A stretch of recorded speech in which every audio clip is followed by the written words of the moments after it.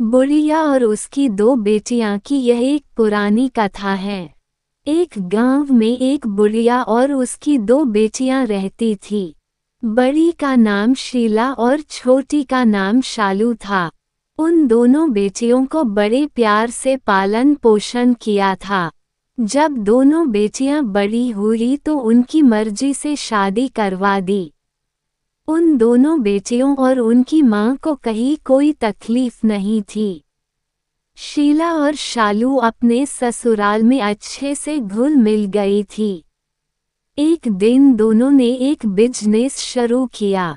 बड़ी वाली का छाते का बिजनेस था और छोटी वाली का पापड़ का। सब कुछ अच्छा चल रहा था।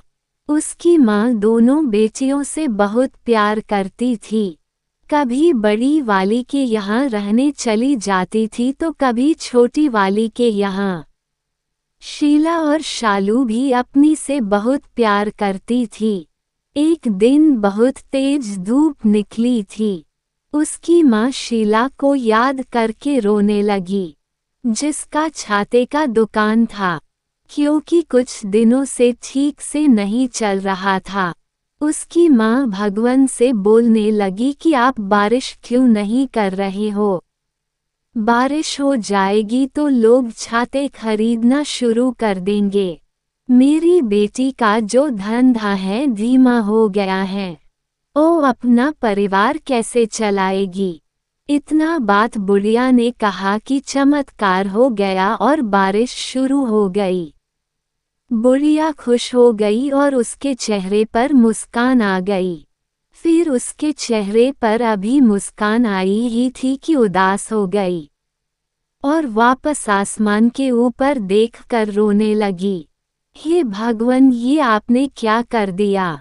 मेरी दूसरी बेटी का तो पापड़ का बिजनेस है। वो सुखाएगी नहीं तो बिकेंगे कैसे? मेरी दूसरी बेटी के बारे में तो सोचो। अब ये बुढ़िया का रोजाना का आदत हो गया था। जिस दिन बारिश हो रही थी उस दिन कह रही थी कि धूप क्यों नहीं हो रही है, और जिस दिन धूप हो रही तो कह रही थी कि बारिश क्यों नहीं हो रही है। अगल बगल वाले देखते तो बोलते कि ये बुढ़िया पागल हो गई है। दिन भर अपनी बेटियों के लिए रोती रहती है। एक बार एक साधु वह से निकल रहे थे और ये आसमान को देखकर रो रही थी हमेशा के तरह। साधु ने पूछा कि ये रो क्यों रही है? तो लोगों ने कहा कि आप इनके चक्कर में मत पड़िए, ये हमेशा रोती रहती है। साधु ने कुछ सोचा और वही रुक गया। उनको लगा कि एक बार जाकर सुनता हूँ कि बात क्या है। साधु ने उसके सामने गया और बोला, अम्मा आपको क्यों परेशान है? तो अम्मा बोली, मेरी दो बेटी है, शीला और सालू। एक का छाते की दुकान है और दूसरी का पापड़ का। जिसका छाते का दुकान है उसका धंधा मंदा पड़ गया था, तो मैं भगवान से प्रार्थना की तो बारिश होने लगी। फिर मुझे दूसरी बेटी की याद आई, जिसका पापड़ का बिजनेस था। अब वो गीले हो जाएंगे, धूप नहीं निकलेंगे तो सूखेंगे कैसे? साधु ने उसकी बात बहुत ध्यान से सुनी और कहा, बहुत आसान तरीका है। जिस दिन बारिश होने लगे उस दिन उस बेटी के बारे में सोचिए जिसका छाते का बिजनेस है, और ये सोचकर खुश रहिए कि उसके पास में पैसा आ रहा है। उस दिन अपनी दूसरी बेटी के बारे में मत सोचिए।